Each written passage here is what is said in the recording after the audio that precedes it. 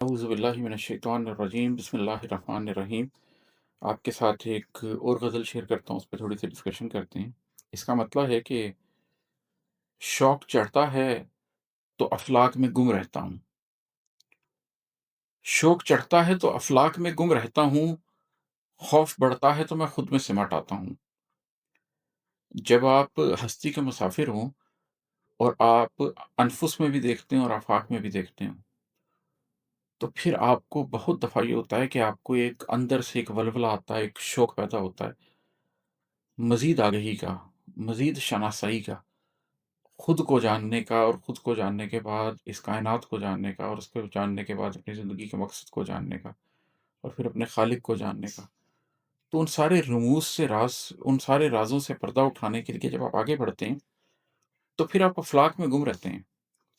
پھر آپ خدا کی کائنات پہ غور کرتے ہیں، پھر آپ ستاروں کو دیکھتے ہیں، پھر آپ سمجھنے کی کوشش کرتے ہیں انتھروپی کو، بہت دور چلے جاتے ہیں آپ، اور یہ آپ کے اندر کا شوق ہے جو آپ کو لے کے جاتا ہے۔ لیکن پھر کبھی ایسا ہوتا ہے کہ آپ کو احساس ہوتا ہے اپنی کم مائگی کا، آپ کو احساس ہوتا ہے کہ آپ ایک گوشت پوست کے بنے ہوئے عام سے انسان ہیں، آپ کو یہ احساس ہوتا ہے کہ آپ بہت چھوٹے ہیں، کائنات بہت بڑی ہے اور اس کائنات کا خالق بہت بڑا ہے، علم بہت زیادہ ہیں، آپ کی حدود علم بہت زیادہ ہیں۔ پھر آپ کے اندر خوف بڑھتا ہے، پھر آپ خود میں سمٹ آتے ہیں، پھر ایک دم آپ اپنے کینوس کو چھوٹا کرتے ہیں اور اپنی ذات میں جاتے ہیں، پھر آپ اپنی ذات کو سمجھنے کی کوشش کرتے ہیں، پھر آپ انفس کے سفر میں نکل جاتے ہیں، اندر چلے جاتے ہیں۔ پہلے آپ کو ایک ایک ایٹم میں کائنات نظر آ رہی ہوتی ہے،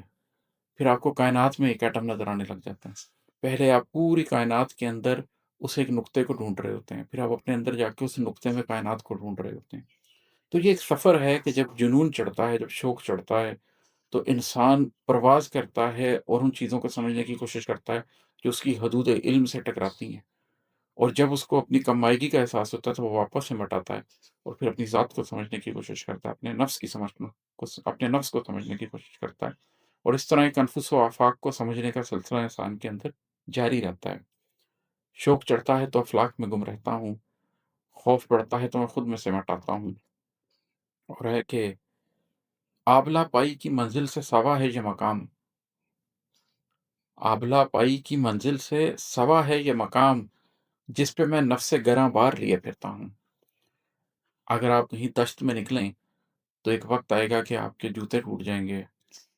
آپ پیدل چل رہے ہوں گے، سنگریزوں پہ چلتے چلتے، ریت پہ چلتے چلتے، کبھی تپتی ریت پہ، کبھی ٹھنڈی ریت پہ،